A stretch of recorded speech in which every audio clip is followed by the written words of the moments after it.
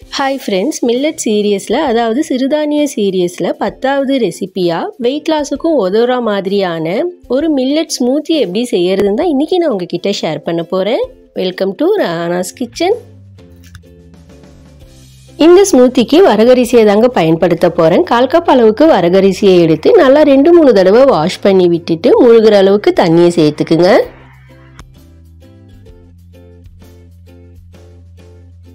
Cover பண்ணி விட்டுட்டு over night ஊற விட்டுக்குங்க. மறுநாள் காலையில் ஓப்பன் பண்ணி பார்த்தோன்னா வரகரிசி நல்லா ஊறி வந்திருக்குங்க. இது அப்படியே ஒரு பேனில் வடிகட்டி மாற்றி விட்டுட்டு எந்த கப்பில் நம்ம வரகரிசி எடுத்தோமோ அதே கப்பால் 2.5 கப் அளவுக்கு தண்ணியை சேர்த்து விட்டுக்குங்க.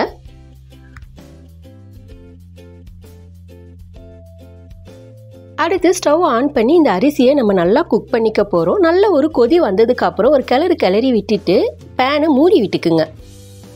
அடுப்பு மீடியம் ஃப்ளேமுக்கு மாற்றி விட்டு இந்த அரிசி தண்ணியெல்லாம் நல்லா அப்சர்வ் பண்ணி வெந்து வர வரைக்கும் குக் பண்ணி விட்டுக்குங்க. இடையிடையே கிளறி விட்டுக்குங்க. சில வினாடிகளுக்கு அப்புறம் அரிசி தண்ணியெல்லாம் நல்லா இழுத்து வெந்தும் வந்துருச்சுங்க. இந்த நேரத்தில் அடுப்பை ஆஃப் பண்ணி விட்டுட்டு மறுபடியும் க்ளோஸ் பண்ணி விட்டுக்குங்க. அந்த சூட்டிலேயே அரிசி இன்னும் கொஞ்சம் வெந்து வரட்டும். 10 நிமிஷத்துக்கு அப்புறம் ஓப்பன் பண்ணி விட்டு இதை நல்லா ஆறவும் விட்டுக்குங்க. நல்லா ஆறினதுக்கு அப்புறம் மிக்ஸி ஜாருக்கு அப்படியே மாற்றி விட்டுக்குங்க.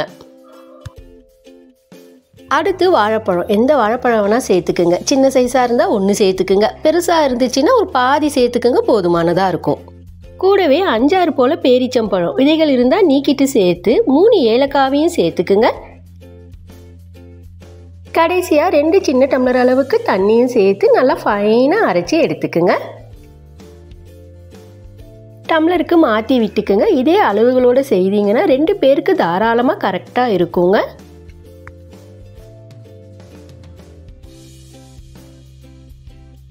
கடைசியாக மேலே கொஞ்சம் பூசணி விதையை சேர்த்து பரிமாறி விட்டுக்குங்க.